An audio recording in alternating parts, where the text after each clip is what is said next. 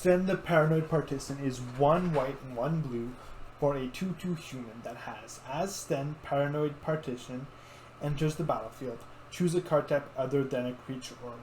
Spells you cast of the chosen type cost 1 less to cast. And then you can play 1 of any color, 1 white, 1 blue, exile Sten, return it to the battlefield under its owner's control at the beginning of the next end step. I think this card is pretty flexible. It can go in a lot of very different decks. And as you've seen with Jukai Naturalist being a really important card, reducing 1 cost on every cast could be very powerful. It can even go in the enchantment decks if you choose enchantment and have basically 8 Jukai Naturalists, so that could be pretty good.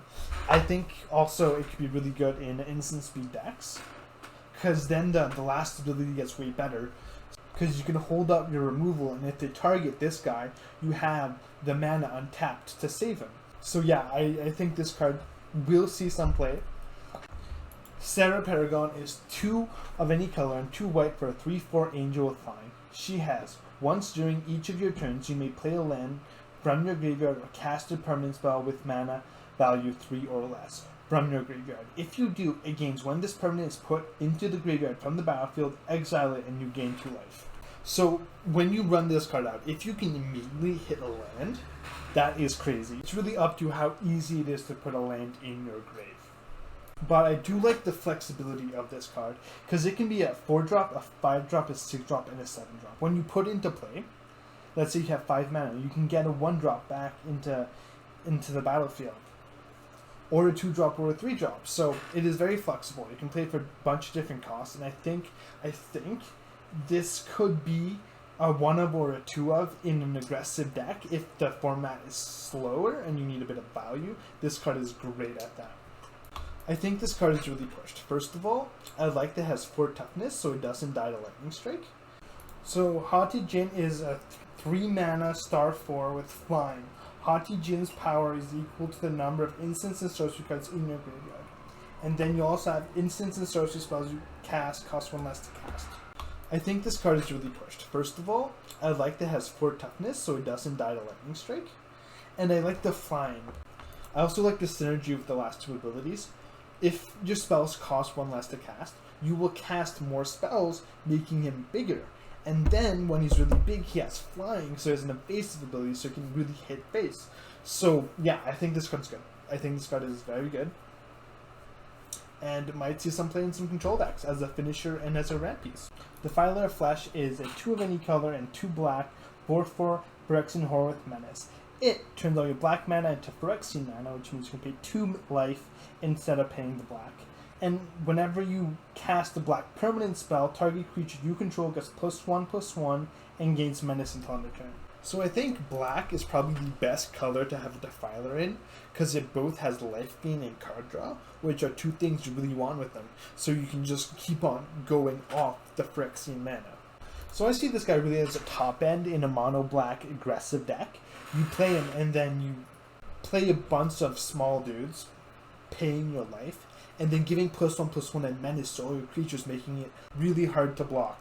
So I looked through all the black cards, and Invoke Despair is probably the best card that synergizes with this one, because you can pay 8 life in 1 mana, which would be pretty crazy. And that card both gives you burst, which you want, and card draw, which you want. So Aquarium Beast color is a 2 mana 2/2 that has, whenever you cast a creature spell, put a 1/1 counter on Aquarium Beast color. And then it has, when Aquarium Beast color dies, distribute X counters among any number of target creature you control, where X is the number of 1/1 counters on Aquarium Beast color.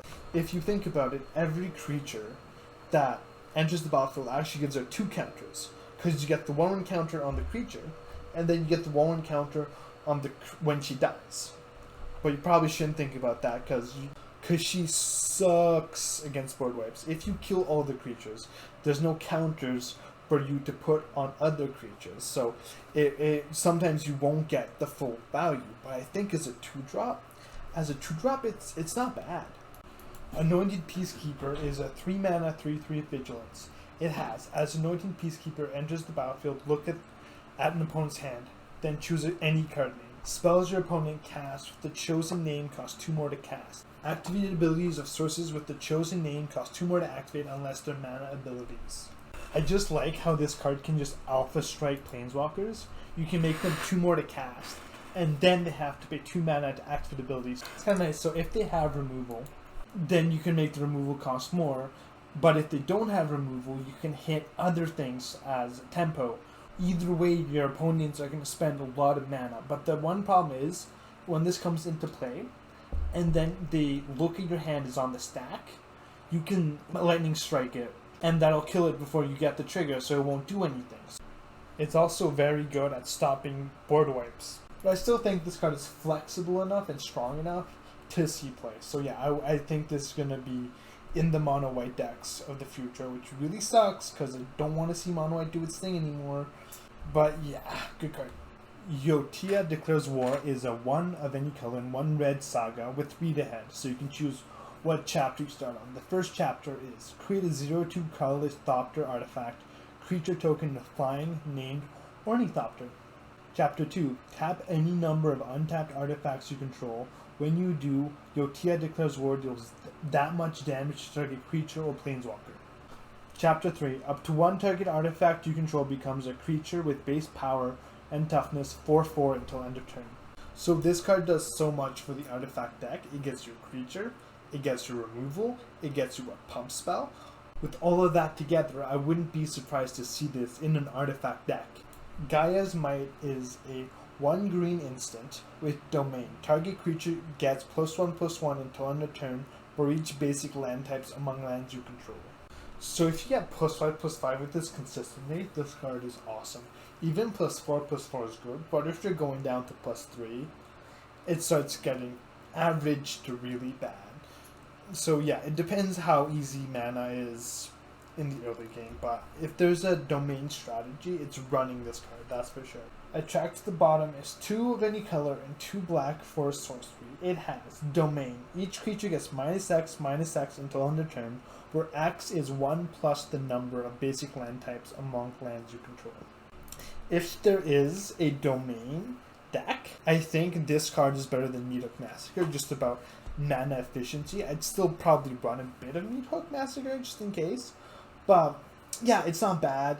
Even if you're hitting for like 4, which isn't that hard, you just need 1 Triumph and then you're at 4 because there's 1+. So yeah, it's good in the domain deck and not anywhere else. Silver Scrutiny is X and 2 blue. It is a sorcery. You may cast Silver Scrutiny as though it had flash. If X is 3 or less, draw X cards. So I think this card is actually pretty interesting. He's pretty good at 5 mana to draw 3 at instant speed. Whenever, let's say you hold up your counter spells and they don't play a thing. So you have unused mana, you play this, use all your mana. It's fine. Instant speed is good. But it's also good if you have like a break.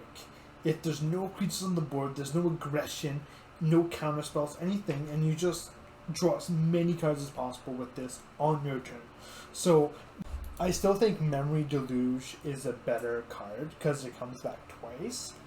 But when this rotates out, maybe this card will see some play. Ivy Gleeful Spell Thief is 1 green and 1 blue, my favorite combination, for a Fairy Rogue 2/1 flying. Whenever a player casts a spell that targets only a single creature other than Ivy Gleeful Spell Thief, you may copy that spell. The copy targets Ivy. So this card would go really well in a Spellslinger strategy that ran Stormchaser Drake and Illuminator Virtuoso. Both of these cards all kind of do the same. And if you get this, you double all your spells. So I feel like that'd be pretty good. It's kind of awkward because if she's by herself, she doesn't do much. And it would be difficult because if you're only running these 2 cards, because I'm not sure if there's other payoffs, then you have 8 creatures. So most of the time you won't have a creature for this to copy. Another sneaky way is cool is copying whenever an opponent targets their own spell. That's sneaky. I'm sure a lot of people are going to forget that. Danitha Benalia's Hope is a legendary human knight 4/4 first strike vigilance lifelink. When Danitha Benalia's Hope enters the battlefield, you may put an aura or equipment card from your hand or graveyard onto the battlefield attached to Danitha. So I was looking through all the equipments and enchantments, and I didn't really find anything that's crazy with her. The best one is Heirloom Blade, which gives it +2/+1, and as long as creature is legendary, it has Trample and Haste. So that could actually be pretty crazy. You put that on her, she comes in, she becomes a 6/5 with first strike, vigilance, lifelink, trample, and haste. Like that's some crazy stats. You attack her, she hits, you gain 6, but it's vigilance, so it doesn't tap, so now it's a blocker. Like, it's such an insane blowout against an aggressive deck, just basically gaining 12 life while having a 6/5. It's crazy. It's a good way to win a game, and I feel like, I know you have to lose a card because you need a card in hand, you need the heirloom loot in hand to put it into play, but I still think like it could be like a control finisher. King Darien is one of any color, 1 green, 1 white, for legendary human soldier 2/3. Other creatures you control get +1/+1. 5 mana, put a 1/1 counter on King Darien and create a 1/1 white soldier creature token. Sacrifice King Darien, creatures token you control gain hexproof and indestructible until end of turn. So it's rare to see a +1/+1 buff without a creature type, but he just gives all creatures +1/+1. So if you go turn 1, 1 drop, turn 2, 1 drop, 1 drop, and then turn 3 play him, he's giving you 3 damage with haste. So that's pretty strong. Its 5 mana ability is pretty good if you have nothing else to do. But even at that, you're paying 5 mana for 3 power. You get the +1/+1 counter, you get the 1/1, and the 1/1 gets buffed, so 3. His last ability is good in a couple different ways. Let's say someone goes to remove him, you can sacrifice him in response and just give your tokens a bit of indestructible hexproof. So let's say you're attacking or blocking. And let's say someone had a board wipe. In response, you sacrifice them, and if you have a bunch of small tokens, they live. But the big problem with this guy is his 3 toughness. That gets lightning striked, and that's bad tempo. So yeah, that was my reaction to all of these new cards. There's some pretty good stuff coming in this set, and I'm very excited for the end to come out. But this is a new channel, so thank you to all the 2 people that looked at this. Hopefully you enjoyed. Please like and subscribe. It's really important at this stage. But yeah, have a good one.